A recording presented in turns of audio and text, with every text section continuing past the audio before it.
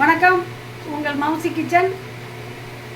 இன்னைக்கு பார்க்க போகிற ரெசிபி நவதானிய குருமா வைக்க போகிறேன். வாங்க வீடியோக்குள்ளே போகலாம்.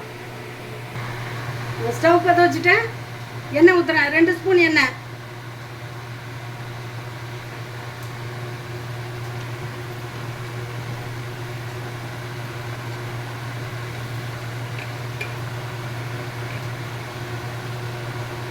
எண்ணெய் காஞ்சிருச்சு.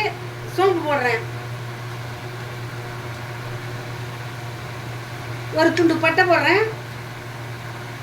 கல்பாசி போடுறேன்.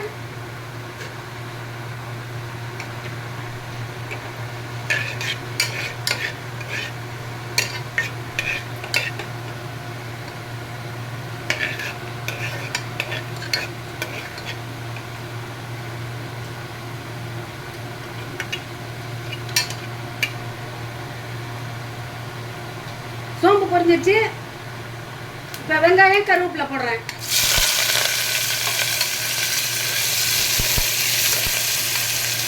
ஒரு வெங்காயம் கருவேப்பிலை போடுறேன்.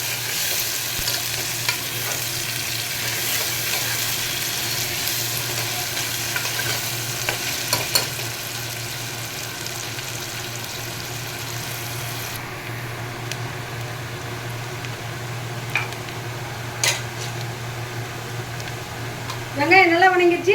இஞ்சி பூண்டு பேஸ்ட் போடுறேன்.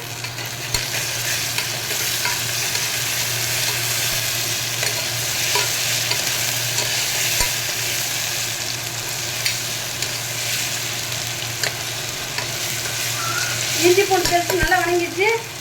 இப்போ ஒரு கேரட் போடுறேன்.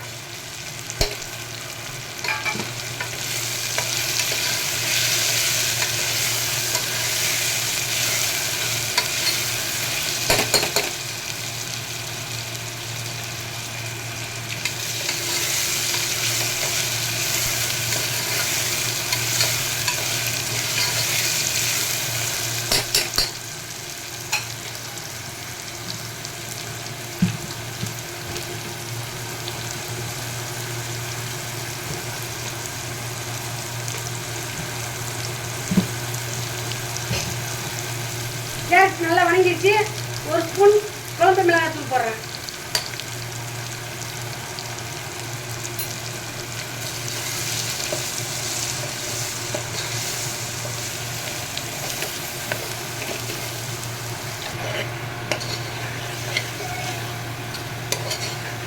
நல்லா மிளகாய் சேர்ந்து நல்லா பச்சை வாசம் போயிடுச்சு. மிளகாய்த்தூள்.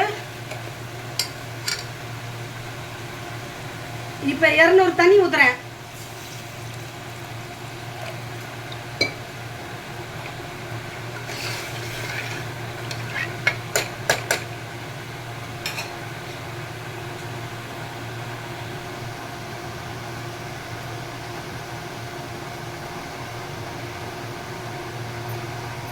இப்போ தேவையான அளவு உப்பு போடுறேன்.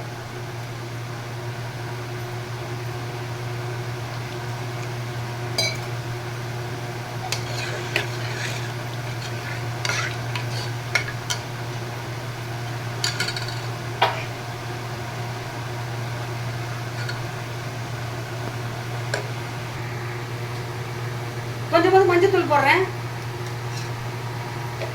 ஒரு 5 நிமிஷம் கேரட் வேகட்டும்.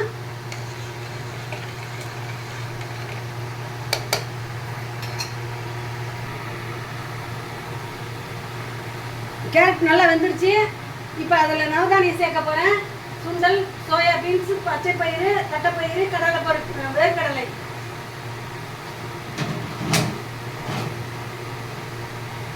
இதையெல்லாம் சேர்க்க போகிறேன்.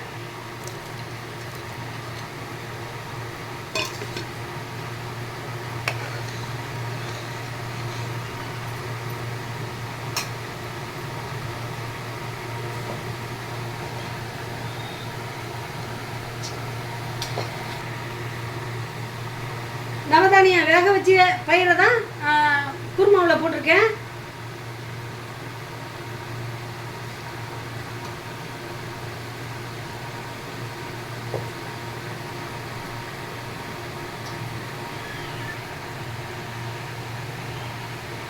நல்லா கொதி வந்துருச்சு. இப்போ இதில் 1/4 மூடி தேங்காய், பூண்டு, பல் பூண்டு, இஞ்சி ஒரு துண்டு அரைச்சி வச்சுருக்கேன். அதை இப்போ இதில் சேர்க்க போகிறேன், குருமாவில் சேர்க்க போகிறேன்.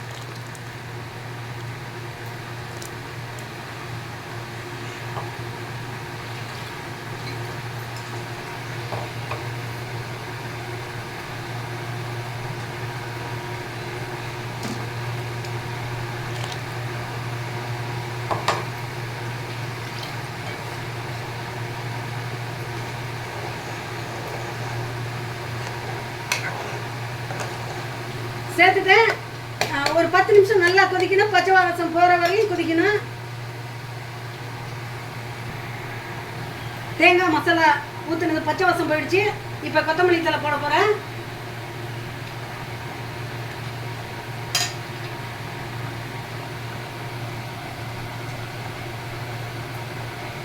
கொத்தமல்லி தழை போட்டேன். இனிமேல் ஸ்டவ்வை நிறுத்திட வேண்டியதான்.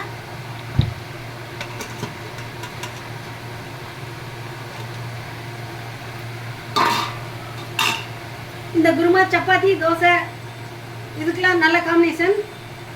இதை சாப்பிட்டு பார்த்துட்டு லைக் பண்ணுங்கள், ஷேர் பண்ணுங்கள், கமெண்ட் பண்ணுங்கள், சப்ஸ்கிரைப் பண்ணுங்கள். நன்றி, வணக்கம்.